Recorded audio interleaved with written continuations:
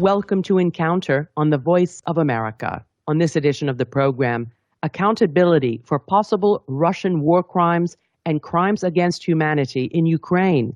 Hello again, I'm Carol Castiel. Bucha, Kramatorsk, Mariupol, once obscure place names, are now synonymous with savage atrocities committed by Russian troops on innocent Ukrainian men, women, and children. Ukrainian President Volodymyr Zelensky and Poland's Prime Minister have accused Russia of genocide. Referring to the systematic massacres on the ground, U.S. President Joe Biden has also concluded that Russian President Vladimir Putin may be committing genocide in Ukraine. Under international law, genocide is, quote, the intent to destroy, in whole or in part, a national, ethnic, racial, or religious group. According to UN Convention, this includes through killings, serious bodily or mental harm, inflicting lethal conditions, and measures to prevent births, among other means, closed quote. Whether or not such brutal, systematic killings will eventually be deemed as genocide, one thing is certain: Moscow's unprovoked invasion of Ukraine, replete with attacks on innocent civilians, is itself a crime of aggression, as defined by the International Criminal Court, or ICC, which tries individuals for actions under international law. According to the Washington Post, the Biden administration is debating how much the U.S. government can and should assist an investigation into Russian atrocities in Ukraine by the ICC in The Hague. Concerned that the court could be used or misused to prosecute American forces, the United States did not ratify the Rome Statute, which created the ICC in 1998. Russia is also not a member. However, according to The Economist magazine, the Geneva Conventions which Russia has signed outlaw war crimes, including willful killing, causing great suffering and targeting civilians. In that vein, the hundreds of alleged summary executions in Bucha would count. The bombing of a theater in Mariupol, where the word for children was written in large enough letters for Russian forces to see from the sky, would count. The targeting of the train station in Kramatorsk, which resulted in the deaths of more than 59 civilians attempting to flee for their lives, would count. Currently, several international entities have begun to take action to investigate war crimes: the International Criminal Court, the International Court of Justice, the UN Human Rights Council, from which Russia was recently suspended, and the Organization for Security and Cooperation in Europe, the OSCE. According to a Washington Post article, the OSCE is willing to share its findings with the International Criminal Court, national courts, and others that have jurisdiction over alleged war crimes and crimes against humanity. Ongoing reporting by the media in Ukraine also contributes to real-time documentation. For more on the allegations of war crimes in Ukraine and how senior Russian officials can be held accountable, we turn to two distinguished experts. Michael Newton is professor of law and political science at Vanderbilt University in the state of Tennessee.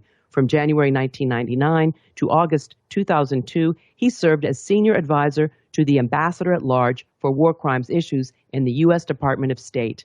And Alex Whiting. He is a visiting professor of practice at Harvard Law and the current deputy specialist prosecutor at the Kosovo Specialist Prosecutor's Office in The Hague. He previously served as a prosecutor at the International Criminal Court and also the International Criminal Tribunal for the former Yugoslavia. And both gentlemen join me via Microsoft Teams. And Michael Newton talks with us from Tennessee. Michael, welcome to the program. Thank you. It's really a joy to be here, and a particular joy to have my good friend Alex Whiting on the other end of the line. Alex joins us from The Hague, and welcome to you, and thanks for staying up so late. Thank you, Carol. It's a pleasure. Well, let me begin with you, Alex Whiting. Based on the evidence we have seen so far, what is your assessment of allegations of war crimes and crimes against humanity in Ukraine, and the fact that the Russian invasion itself is seen as a crime of aggression? Right. So with respect to war crimes, there are some pretty clear examples at this point of war crimes. Let's say some pretty striking images that look almost certainly like war crimes. And here I'm talking about Bucha in particular, where there's evidence of civilians who were executed. And we've seen the images of them in the street, sometimes with their hands bound. That's pretty clearly a crime. And there the question is going to be who's responsible. There have also been, as you mentioned in your opening, instances where civilian targets have been hit, the train station, the theater. Those may very well be war crimes. Those will be harder to prove because for those cases, prosecutors will have to prove that the attackers had an intent, intentionally targeted the civilians. It looks that way, but to prove that, you have to prove that there were no military targets, that it wasn't an accident, that they didn't have bad intelligence, and so forth. With respect to the crime of aggression, and maybe we'll get into that in more detail, that's a separate crime. That's a crime about how the war started. And there, I think there is virtually universal consensus that the attack was an act of aggression and that the leaders of the attack, Putin and those close around him, have committed the crime of aggression. That's more complicated because the International Criminal Court doesn't have jurisdiction over that crime, but we can get into more detail about that in our conversation. Thank you for that. And now I'd like to turn to Mike Newton for your reflections on the same question. Well, I think it's a perfect segue, actually, to begin with aggression, which is where Alex stopped. You know, we did this in World War II in the International Military Tribunal created under the London Charter, and we called that crimes against peace. So now we come full circle with the crime of aggression. The trick is that in the intervening years, we have a richly developed body of law that we didn't have then in the technical details of these conventions. And of course, hundreds and hundreds and hundreds of cases. So when we begin to assess the question that Alex posed, artillery shelling in urban areas, we've got our Srebrenica cases, we've got Martich, we've got a whole line of these cases and a huge body of jurisprudence and state practice that we didn't have in the World War II era. And for that reason, the technical craftsmen of the law and the craftspeople here are busily trying to build, Alex referred to this indirectly, the cases of individual responsibility. The trick is to say that that substantive event constitutes a violation of the law. And now let us do with great precision build a precise criminal case about which intermediate commander or which political official or even which senior officials are legally responsible for that. And here I just want to make one comment about the architecture that we've built over the last 30-ish years or so. It really is a deeply integrated architecture. Certainly the ICC, which has gotten a lot of publicity and a lot of notoriety, of course, for its ongoing investigation, that's an important part of the system. It's the permanent court. They had an ongoing jurisdiction and investigations already. But the Geneva Conventions give, in these cases, universal jurisdiction for violations of either occupation law committed against protected persons or intentionally targeting civilians, a wide range of other grave breaches of the conventions where an array of domestic states have jurisdiction. And then, of course, we've seen in Alex's current effort, we've seen it in Sierra Leone and in other places where there's been regional consensus and you've set up special mechanisms to prosecute some slice of cases where there's jurisdiction established under other authorities. So the point being that it's impossible right now, as we sit here today, no matter how skeptical somebody is, to argue that no Russians will ever be prosecuted, that there will be no viable criminal cases there. We don't know. And therefore, it's eminently important, earth-shatteringly important, in my view, that we build criminal cases from the ground up. And then we work to bring the right perpetrators into the right places with the right jurisdiction. But more importantly,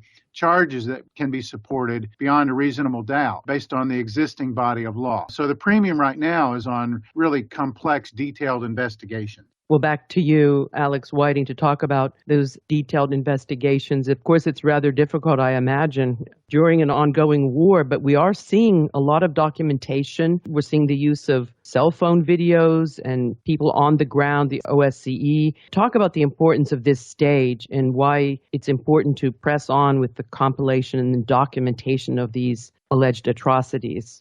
So you're right, Carol. This is a critical stage. In the immediate days after these apparent crimes have been committed, collecting evidence is very important. And I will say that one of the advantages that the investigators and prosecutors have at the moment is that they actually have access to some of these crime scenes or apparent crime scenes. which isn't always the case. Sometimes investigators don't have access for weeks or months or even years. Here in Bucha, they were there in the aftermath and in other locations as well. And that is important because, as Mike suggested, and he's right, the evidence here has to be reliable, it has to be properly collected, and it has to be sufficient to prove these charges beyond reasonable doubt. So investigators are doing detailed examinations of the apparent crime scenes. And I say that to emphasize that these crimes have to be proven. And so they're collecting physical evidence, forensic evidence, talking to witnesses, collecting videos. There's been information about intercepts being obtained. There's a huge amount of information and evidence that is pouring in right now. And part of the challenge is managing all of that information, managing all the different investigators that are collecting that information, and ensuring that it is being properly collected so that it can be used in a case. So back to you, Michael Newton. How much progress is being made on the ground already by the ICC, OSCE, and other groups that are compiling and documenting evidence? And could you please address the challenge of managing and centralizing this process so that the evidence is properly cataloged and viable for the next stage? Well, even in your question, you referenced the difficulty in a fragmented system. When I say that we have a mosaic of architecture that interconnects, having done these investigations on the ground, it really takes cooperation between these various mechanisms. The idea that a single group or a single country or a single intelligence service or even, the single court, the ICC, documents the cases and everybody else feeds into one source, but then that source or that one jurisdiction becomes the only place that evidence can be used, to me is antithetical to the very modern structure of the field. Alex is totally right that we have intelligence from various countries. We have imagery, both private and public and governmental. We have witnesses, and in this case, I would say particularly refugees. I've done eyewitness statements from refugees. They only had one small piece of evidence, but it was a really important corroborating piece of evidence to supplement other pieces of physical evidence. And so what you do need is this compilation, and then I think an open system of dissemination where any country, any prosecutor, any court with jurisdiction can draw from these interconnected efforts. Because no single prosecutor, no single jurisdiction, and of course, remember that the beneficiaries of much of this evidence will be Ukrainian domestic courts themselves and Ukrainian judges, because these crimes were committed on their territory. So that's really what we're doing here, is working together, because these offenses are the common heritage of mankind. Therefore, this is a common effort. The way I describe it, it's an all-hands-on-deck effort, an all-source, any country, any group, any individual that wants to contribute, whether it's with forensics evidence or imagery, should be entitled to contribute. And then we have to be able to disseminate that information where it's going to be the most useful to a particular prosecutor who, remember, is not bringing every single charge they could possibly imagine. They're bringing the pointed charges against the specific individuals that they can prove. And that's kind of where we have to work together, because you may have other jurisdictions that can prove other offenses. And we just have to work together in a cohesive way. And do you see that type of cooperation taking place right now? It's beginning to emerge. We've had some successes, and Alex and I could both give examples of failures to coordinate. I think just as we now have this really complex, interconnected set of jurisprudence, the cooperative investigative patterns here between the U.S. and the European Union and other domestic courts and civil society, we've been documenting, for example, occupation law violations in Ukraine for the last several years, in Crimea particularly. So there's a host of people on the ground that are ready, willing, and able to contribute at this point as well. We just have to make sure that we build a system with the connectivity that hears their voice and hears the voices of victims and works together to bring these cases every place they can possibly be brought. And only then can we say we're approximating justice. You're listening to Encounter on the Voice of America. My guests are Michael Newton, former senior advisor to the Ambassador at Large for War Crimes Issues at the State Department, from whom you just heard, and Alex Whiting. He's visiting professor of practice at Harvard Law and currently deputy specialist prosecutor at the Kosovo Specialist Prosecutor's Office in The Hague. And we're discussing how Russia can be held accountable for alleged atrocities and war crimes committed in Ukraine. This is a reminder that our Encounter podcast is available on our website at voanews.com/encounter. Well, here's a shout out to a loyal Facebook fan, Mohsin Al-Shabani from Adiwania, Iraq. If you want to hear your name and home country on the air, please send an email to encounter@voanews.com or like us and leave a comment on our Facebook page. Well, back to Alex Whiting to talk about the best venue for achieving accountability. We talked about the ICC. Is that the best venue because Russia is not a member, the United States isn't a member? Are those impediments? Before I answer your question, I want to just say something that was bouncing around in our discussion before, which is one thing that we've seen in the last 20 years that's been a real game changer in these investigations of war crimes in various places, and we're really seeing it now, is really the democratization, in a way, of evidence collection. Mike kind of referenced this, that there are many different organizations that are kind of geared up to do this kind of evidence collection. A lot of civil society is learning and developing best practices to collect for criminal cases, but also ordinary citizens now with cell phones are oftentimes the immediate witnesses who gather information in real time of crimes being committed. That has really empowered investigators because there's this proliferation of actors who can collect evidence. And as Mike said, here in this case, there are many different investigators and their questions about the proper venue. I think the central investigating body right now is the International Criminal Court. They are the real focus, and many states are acting to assist the ICC both with more funds, resources, seconding personnel, and evidence and information. There is also the possibility that other states can bring cases. Ukraine itself can bring cases, and they have an intensive investigation effort underway. They have hundreds of investigators who are collecting evidence. All of these venues do face a similar challenge, which is ultimately how to get the accused into the courtroom. I agree with Mike. You can't say today that that will never happen. There are many cases where we thought an accused senior official, political leader, head of state would never face a courtroom, and they did. It can happen. But there are also many reasons why even before an arrest occurs or before someone gets to the courtroom, just the investigation, the process of collecting the evidence, and arrest warrants have an important impact on victims, on potential perpetrators, on actual perpetrators, sending signals that these are in fact crimes, or at least they're alleged as crimes. So the venue questions will sort themselves out over time, and hopefully one day, if there are people charged, they do get to a courtroom. But again, I think it's important to emphasize that the process, starting now, the process of investigation and collecting this evidence and documenting it is really essential. That's an excellent point, Mike Newton. This idea of a democratization of the collection of evidence, all types of people,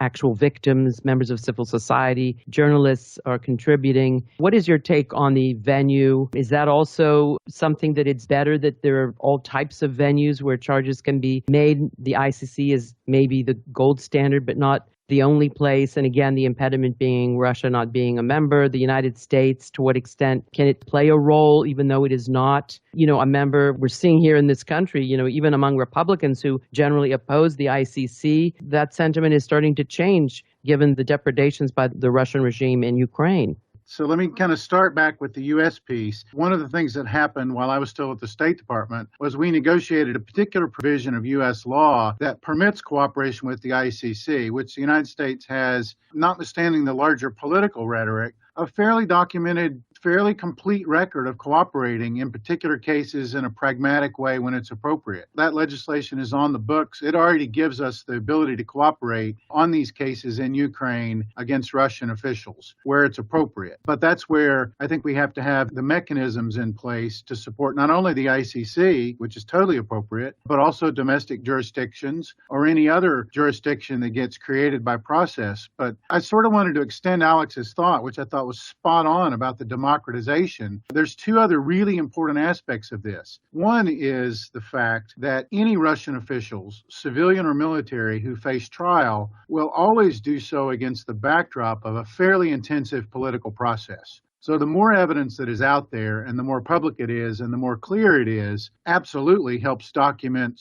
the specificity or the granularity of particular charges. That's vitally important. But I think it also has a secondary effect of sustaining political will here, because that really is the long pole in the tent over the long haul. In the Balkans, people did not forget Srebrenica, and it helped fuel the long, lengthy process of getting these trials moving and continuing funding and continuing the flow of evidence and the transfer of suspects until you worked your way up to Milosevic and Karadzic and Mladic, General Mladic. It took the heat of the political moment that didn't fade over time. As, of course, the world gets distracted with many other things, the investigation and the documentation and the pursuit of Russian suspects here, and I might add suspects from other nationalities who commit crimes in this conflict, that documentation, I think, helps sustain the political will over time. And there's something else going on that I think is almost equally important, which is in almost real time, the revisionists take over, the historical revision, the disinformation, in some cases, deliberate propaganda. And I think it's really important as quickly as possible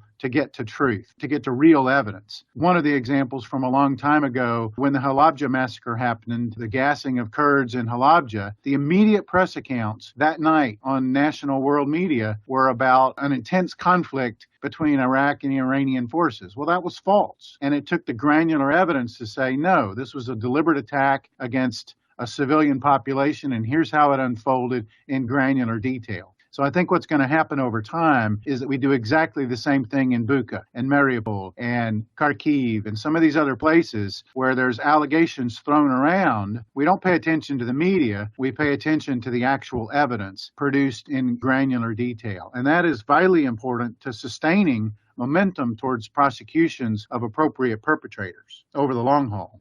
More excellent points by you, Michael Newton. Thank you for that. And back to you, Alex Whiting. We'll have to wrap up shortly, but I would like you to address this crime of aggression you said that can't be brought to the ICC. How important is that particular charge? The actual invasion, which is a violation of Ukraine's sovereignty, as a crime. Right. As Mike said, the crime of aggression was the motivating central crime at Nuremberg. War crimes and crimes against humanity were also prosecuted, but the real mover of the Nuremberg case was the crime of aggression. But no international tribunal has prosecuted a case of aggression since Nuremberg, and the ICC only recently got jurisdiction over the crime of aggression, but it doesn't apply in this case because of a particular jurisdictional provision that only applies to that crime. And so the ICC cannot prosecute the crime of aggression. But because this is such a clear case of aggression, there are serious discussions underway about creating a separate court, a new court that would be able to prosecute that crime based on Ukraine's jurisdiction. The idea is a court that would be a kind of hybrid international court that would be an agreement between Ukraine and several states or the European Union or maybe the United Nations.